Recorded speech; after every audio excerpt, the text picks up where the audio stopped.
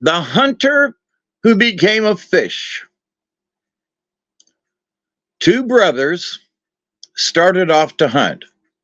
After they had camped, they heard a peculiar noise, and one of them said, I'm going to find out what that is. And he followed the sound. It seemed to come from inside a hollow tree. Thinking there might be a bear in the tree, the young man ran back to camp and said to his brother, there must be a bear in that tree over there, but it makes a noise like a whirlwind. They went to the tree, and one of them climbed up and looked into the hole. At first, he couldn't see anything. Then at the bottom of the hole, he saw a spotted trout jumping around. He got the trout out and threw it down to his brother, who said, this is a curious fish. Let's take it to camp. Don't touch it, said the other. It might be something that will harm us. But the young man didn't listen. He took the trout to the camp, cleaned it, and ate it. Right away, he said, bring me some water. I am thirsty. Water was brought, and he drank and kept drinking. Couldn't drink enough.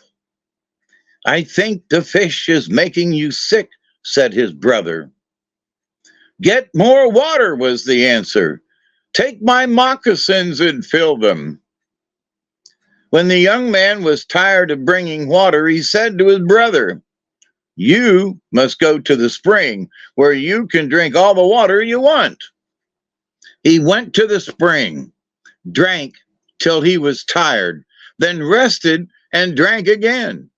When the other brother went to the spring, he was frightened. His brother's mouth was like the mouth of a fish. Doesn't your mouth feel strange? He asked. The man put up his hand, and then he knew that his mouth had grown large, but he kept on drinking. The next time the young man went to the spring, his brother was half fish, fish to the waist, and he was still drinking water. Later, he went to the spring and found that his brother had become a fish and gone into the water. The next morning, when the young man went to the spring, he saw a great fish far under the water, and the spring had become a pond. He sat down on the bank, and soon the fish rose to the surface and said, my poor brother, go home and tell our father what has happened to me. When you want fish, come here and get all you need. This pond will always be full of fish. The young man went home and told what had taken place. The people came to the pond. The fish rose to the surface and said, I shall not be a fish long. I am going to be a nagawahi. Soon the fish changed to a nagawahi, a great bear. The bear stayed around the pond, and of each party that came to fish, it killed and ate one man. Nobody saw this, but each party always lost one of its number. And the people began to think that if the bear lived long enough, it would kill a great many men. A council was called to decide what to do, and 3 young men promised to kill the bear. They went to the pond, but never came back. The bear's brother said, I will go to the pond. Maybe I can drive him away. And taking parched corn flour to eat, new moccasins to wear, and a good bow and 12 arrows, he went to the pond and camped on the bank.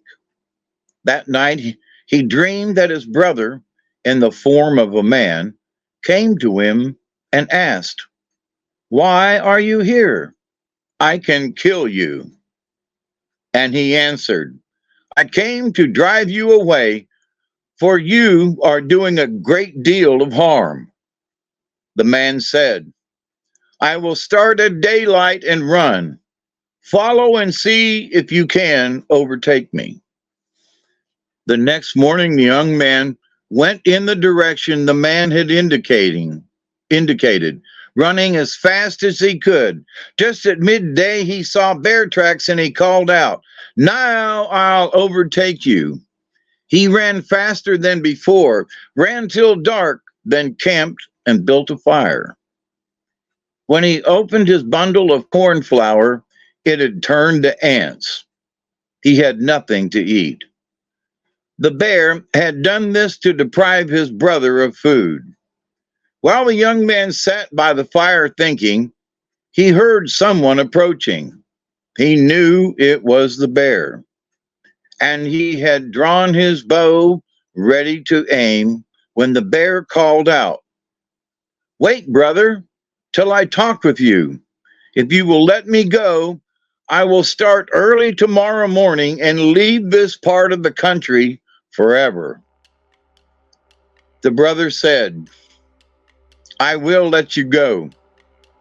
They parted, and the next morning the young man went back to his village and told the people what had happened and said, "You can fish in the lake as much as you like.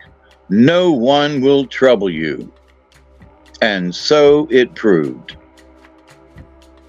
The end.